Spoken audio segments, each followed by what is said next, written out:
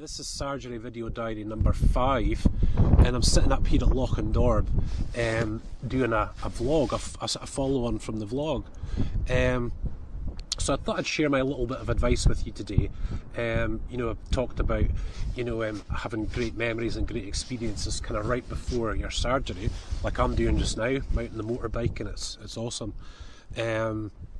And we've spoken about the saline thing, which is a big deal.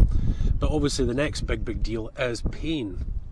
And it's something that I think a lot of people don't really understand. When I went through my first round of operations, I've had chronic pain ever since.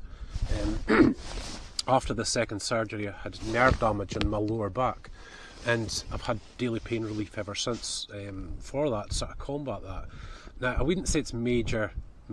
It's minor compared to some people. It's mild compared to some people, but it is a drag nonetheless. So I know a little bit about pain, and this is something that I really just want to share with you guys if you are going through something like this. Because the thing that you have to understand about pain relief is that it's meant to relieve you, and if it doesn't, then it's the wrong type of painkiller. There's painkillers that work for some things and don't work for others.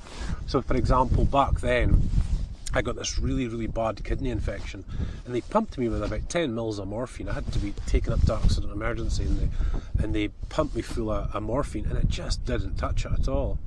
And it was through that experience and a couple more where you've kind of found out what works with what, And this is really important when you go into hospital, because everybody's different. And like I said, I'll have an epidural for the first 2 days, then I'll have the morphine drip maybe for a couple of days after that. So pain's a big deal, and it's something that I'll be monitoring, and it's something that Sharon will be very aware of as well, just in case. Because guys, pain relief is supposed to work. There are that sort of sore moments and stiff and stuff after surgery. Of course it is. It's very invasive to your body, and your body needs to recover from that. But generally, pain relief is supposed to work, and if it's not normal. Don't sit there and suffer through it. I've done that before, and it's just a ridiculous waste of time, because the pain relief is there if you want it. And I certainly find it that within surgery, if I'm not comfortable, and I'm not if I'm not comfortable lying there on my bed, then something's not quite right. You're going to experience that pain, but it should be under control. And if it's not, that's when you need to go straight to your surgeon, or the doctor that's on call, or the staff nurse, or the nurses, or just whoever sort of can help you out with that, to do something different, to try something different. And the reason I felt it was so important to share that with you today was that you do need to be as comfortable as you possibly can during that time and after.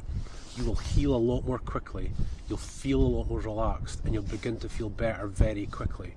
So the pain relief is huge, you guys, absolutely huge to get right. So again, I don't like being an authority on this subject, but I'd rather be an authority on other subjects. But that is, that's the real skinny, that's the real truth, and it's something you've got to really watch out for. So again, pain relief works for, some pain relief works for some and not for others. Different types of pain. It's something you've got to really keep your eye on, and make sure you get it right during that time, because I flipping know I will be. But so I'm taking my own advice. Like I said, I'm up here at Lochinvar. The bike's actually right here, and my helmet and my camera right in front, because I didn't have room for the tripod.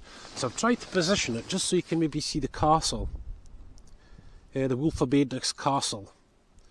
And just in case you're watching this and you haven't been following, I was doing a motorbike vlog through Elgin, and I pointed out the cathedral, the ruined cathedral in the town.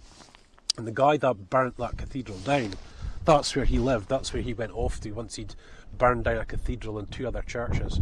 And I think he went after a couple of other cathedrals in the area as well. So that's his. And like I said, we'll take the canoe out there one day. We've taken the canoe out there before, but I'll take the canoe out there and we'll go all the way around it. There's a little harbour you can park up the boat and actually go inside the castle. So we'll certainly do that as soon as I'm able. I'm sure you guys will thoroughly enjoy it.